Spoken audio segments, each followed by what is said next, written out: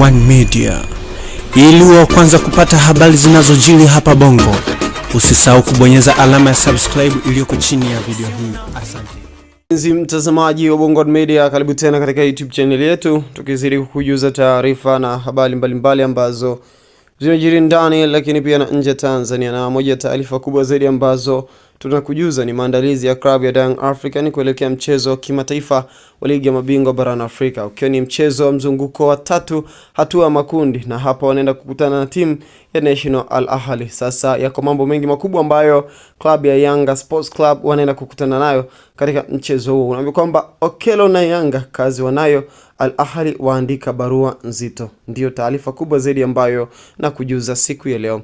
Kabla ya mchezo dhidi ya National Al Ahly, kabla ya mchezo Yanga na National Al Ahly wameandika barua nzito kwenda kwa chama cha soka cha Misri na mamlaka za nchini kuhusiana na mchezo wa ligi ya mabingwa barani Afrika hatua makundi dhidi ya Yanga Januari 23. Wameomba FA ya Misri na mamlaka za nchi ya Misri wahakikishe mechi hiyo mashabiki wanaruhusiwa kuujaza uwanja wote, pia wahakikishe mchango wote, yani kwamba pia wakihitaji mchango wote wa namna umma huo utashiriki salama zoezi la kumpokonya Yanga alama 3 Cairo, ili kusiwe na shaka lolote kwa kuhofia kuruhusu mashabiki wengi. Tunafahamu kwamba hizi timu za huko wakiruhusu mashabiki wengi ziko vurugu za aina mbalimbali ambazo huwa zinatokea. So naweza nikasema kwamba National Ahly wanaomba angalau wapate wingi au ruhusa ya kupata wingi wa mashabiki,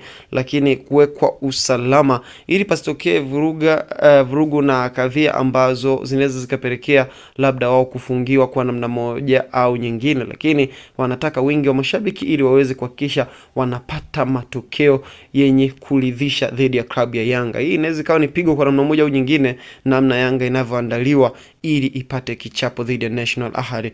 Ndio tunasema kwamba Yanga ya Alan Okello kazi wanayo. National Ahly waandika barua nzito kwa shirikisho la FA ya nchi ya Misri ni kuhakikisha wanapata matokeo. Nadhani itakuwaje huku Yanga nao wakiendelea kujipanga vizuri zaidi ili mechi hiyo wanapata matokeo ambayo nayo yanaweza kawavusha kwa namna moja au nyingine.